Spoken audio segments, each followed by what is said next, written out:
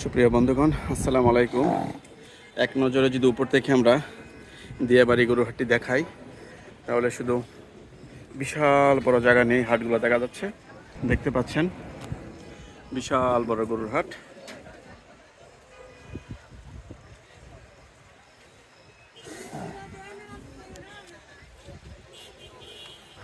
বন্ধুগণ, হাটটি এমন সুশৃঙ্খলভাবে করা, হাটের চতুর্পাশে রাস্তা আছে, পাশে মসজিদ, সব ধরনের ব্যবস্থা এখনো আছে। তারপর উঁচু করার ব্যবস্থা রয়েছে, দেখতে পাচ্ছেন। জায়গা জায়গা টিউবওয়েল দিয়েছে, দেখতে পাচ্ছেন। এবং ছোট ছোট গরু নিয়ে ব্যাপারী ভাইয়েরা বসে আছে, কেউ ঘুমিয়ে রয়েছে, কেউ রান্না করছে, কেউ বা গরুকে গোসল করাচ্ছে। মানে জায়গা জায়গা কিছুক্ষণ পর পর এরকম টিউবওয়েল দিয়েছে, মানে গরুকে গোসল করানোর জন্য, বা ব্যাপারী ভাইদের পানি যে ব্যবহার করবে সেটার জন্য এখানে টিউবওয়েল দিয়েছে। এখানে সুন্দর ব্যবস্থা তাদের, মানে ওই পাশে দেখা যাচ্ছে টিউবওয়েল, দেখতে পাচ্ছেন।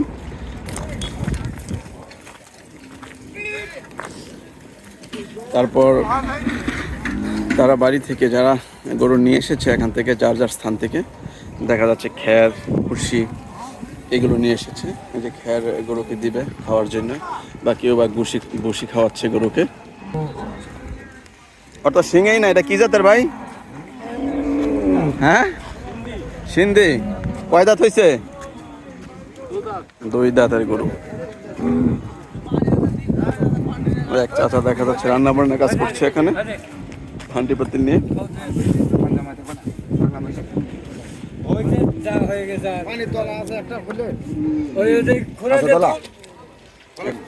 মাশাআল্লাহ, দেখতে পাচ্ছেন এখানে ওনারা গরুকে খাবার দিচ্ছে, পুরা, তারপর ভাত।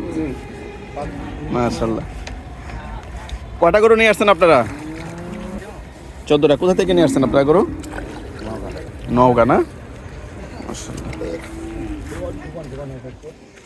ওনারা নওগাঁ থেকে গরু নিয়ে এসেছে। এরকম দেখা যাচ্ছে যে খ্যার আর খ্যার। তো এই দিয়াবাড়ি গরুর হাট একটা বিশাল হাট বলা চলে।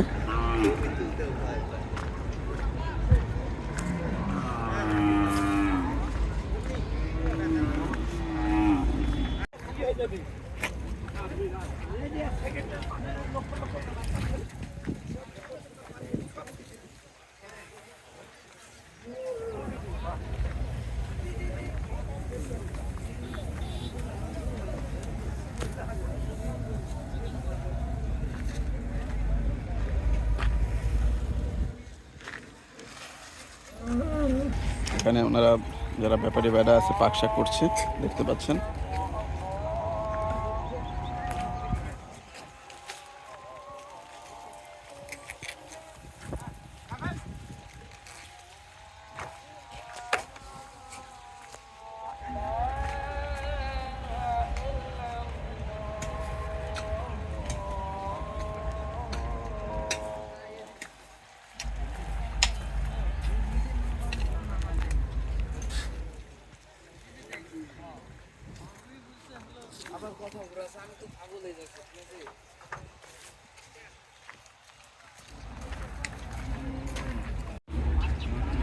এখানে দেখতে পাচ্ছেন ঘুমাচ্ছে ব্যাপারী ভাইরা, সারা রাত ক্লান্ত পরিশ্রম করার পর এখানে ঘুমাচ্ছে। তারপরে এখানেও ঘুমাচ্ছে।